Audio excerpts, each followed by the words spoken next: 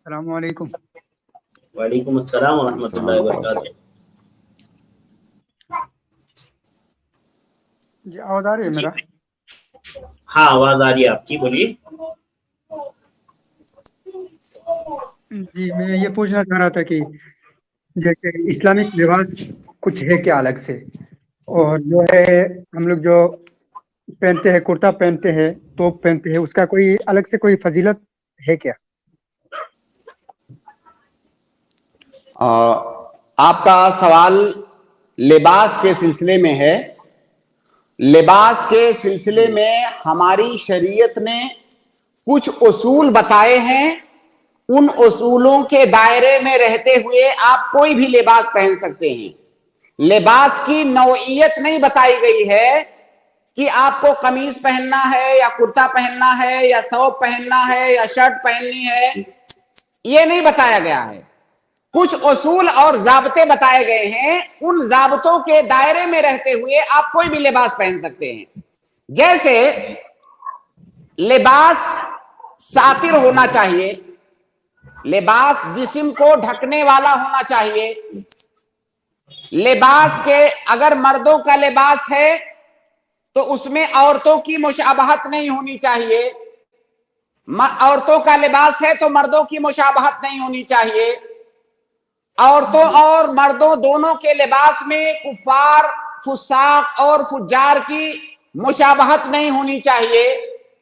لباس جو ہے لباس الشہرہ نہیں ہونا چاہیے۔ ایسا نہ ہو کہ سماج میں آپ کے کچھ چل رہا ہے، آپ کسی دوسرے ملک کا لباس پہنے اور سماج میں معروف ہو جائے کہ فلاں آدمی جو انڈیا کے فلاں شہر میں رہتا ہے وہ جو ہے سعودیوں والا لباس پہنتا ہے، اس کو لباس الشہرہ کہتے ہیں۔ جو آپ کے ہاں نہیں چلتا ہے اس کو نہ پہنے۔ اسی طرح سے مردوں کے لباس کے بارے میں ہے کہ وہ ٹخنے کے نیچے نہیں ہونا چاہیے۔ اس طرح سے شریعت نے لباس کے اصول بتائے ہیں، ان اصولوں کے دائرے میں رہتے ہوئے آپ کا لباس ہونا چاہیے۔ باقی لباس کی نوعیت طے نہیں ہے ہماری شریعت میں، کوئی بھی لباس آپ پہن سکتے ہیں جو آپ کے سماج اور معاشرے میں چلتا ہے، بشرطے کی شریعت نے جو اوصاف بتائے ہیں، جو اصول بتائے ہیں، ان اصولوں سے باہر نہیں نکلنا چاہیے۔ آپ نے آخر میں کہا کہ کیا کرتے کی کوئی الگ سے فضیلت ہے؟ نہیں، کسی لباس پر الگ سے فضیلت نہیں ہے۔ البتہ سفید لباس کے بارے میں اللہ کے نبی صلی اللہ علیہ وسلم نے ترغیب دلائی ہے کہ سفید لباس یہ بہترین لباس ہے۔ باقی لباس کی نوعیت کی کرتا ہو، قمیص ہو، کرتا کس ڈیزائن کا ہو، اس کے لیے کوئی کہیں پر کوئی فضیلت نہیں ہے۔ جی جواب تو ملا ہے۔ جو آپ شیخ کہہ رہے تھے کہ لباس الشعراء کیا کچھ کہہ رہے تھے، میں سمجھ نہیں پایا۔